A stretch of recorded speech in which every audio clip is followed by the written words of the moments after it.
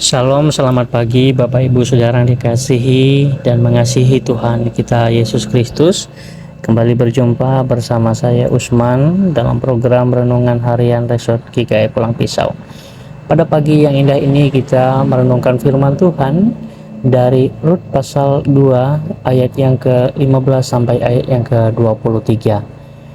Bapak Ibu Saudara yang dikasihi oleh Tuhan kita Yesus Kristus, peristiwa yang dialami oleh Rut bukanlah peristiwa yang terjadi begitu saja, mengalir begitu saja, ataupun dalam istilah lain, peristiwa yang dialami pertemuan antara Rut dan Boas itu bukanlah sebuah kebetulan ataupun sebuah sesuatu yang tidak direncanakan. Kita meyakini bahwa apa yang dialami oleh Rut itu adalah peristiwa yang sangat unik dan sangat menekankan bagaimana keterlibatan Tuhan dalam setiap sesuatu yang terjadi dalam kehidupan kita, secara khusus dalam pembacaan kita ini adalah Rut dan juga Boas, di mana kita tahu bahwa Rut ini juga tercatat dalam silsilah kelahiran Yesus ataupun silsilah daripada Yesus Kristus itu sendiri. Nah, Bapak Ibu Saudara yang dikasihi oleh Tuhan kita Yesus Kristus, apa yang dilakukan oleh Rut adalah dia melakukan sesuatu yang menurut kita itu tidak penting, tidak terlalu penting dalam perjalanan hidupnya sampai dengan namanya pun tercatat dalam silsilah Yesus Kristus sebagai Tuhan dan Juru Selamat bagi setiap orang yang percaya. Kita tahu dia melakukan sesuatu yaitu demi mempertahankan hidupnya, dia rela mencari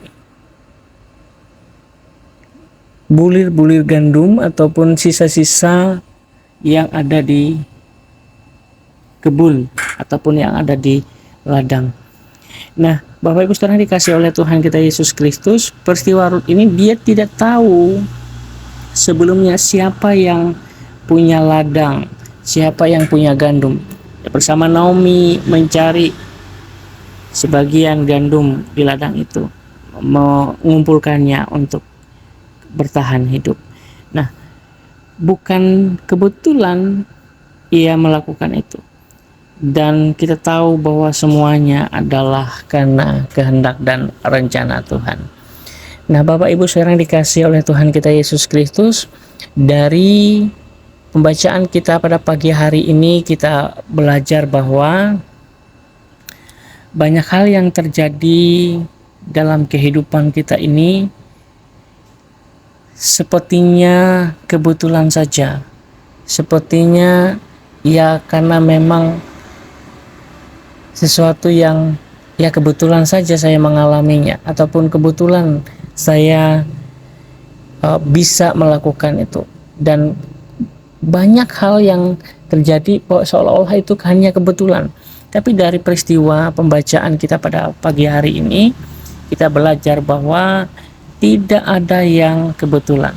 Semuanya diatur dan kita menemukan bahwa Tuhan bekerja dalam kehidupan kita dan tidak ada yang kebetulan. Semuanya sudah direncanakan oleh Tuhan. Yang kedua, bahwa dalam menemukan kehendak dan rencana Tuhan dalam kehidupan kita, kita tidak menjadi orang yang fasik, tetapi menjadi orang yang aktif dalam kehidupan kita untuk mencari, menemukan rancangan dan kehendak rencana Tuhan dalam kehidupan kita.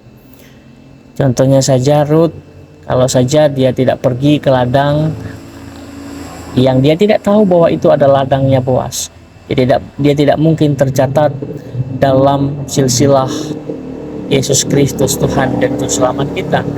Tapi karena selain dia mempertahankan hidupnya, ia mengikuti apa yang menjadi panggilan hatinya, yaitu untuk mencari gandum, untuk mempertahankan hidup.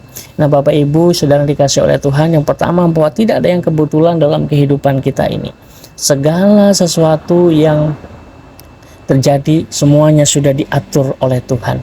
Namun terkadang bahwa kita tidak menemukan ataupun tidak memahami akan panggilan Tuhan dalam hidup kita, ataupun kita tidak menyadari segala sesuatu itu sudah Tuhan rancang dalam kehidupan kita, baik buruknya. Dan saya meyakini bahwa tidak ada rancangan Tuhan yang gagal dalam kehidupan kita. Terkadang kita yang gagal memahami, menjalani kehidupan kita yang sudah dirancangkan oleh Tuhan. Seringkali kita bahwa keputusan kita salah, sehingga kita tidak menemukan rancangan Tuhan dalam hidup kita, ataupun kita tidak memahami rancangan dan kehendak Tuhan dalam kehidupan kita. Yang kedua, saya mau katakan bahwa dalam hidup kita ini jangan menjadi umat Tuhan yang fasik, tapi menjadi umat Tuhan yang aktif untuk terus mencari, terus memahami akan rancangan dan kehendak Tuhan dalam kehidupan kita. Bahkan dalam kisah ini bahwa di balik semua hal-hal yang seolah-olah kebetulan, tidak ada yang di luar daripada kendali Tuhan. Bahkan kita tahu bahwa mungkin saja kita beranggapan bahwa setiap hal dalam hidup kita ini yang selalu mungkin bagi kita adalah kebetulan-kebetulan. Bahkan dalam hal-hal yang kita anggap kebetulan pun, Tuhan pun bekerja untuk menyatakan kehendaknya dalam kehidupan kita. Bila kiranya Tuhan menolong dan memampukan kita untuk menyadari bahwa Tuhan itu sudah merancangkan segala sesuatunya dalam kehidupan kita. Tidak ada yang kebetulan.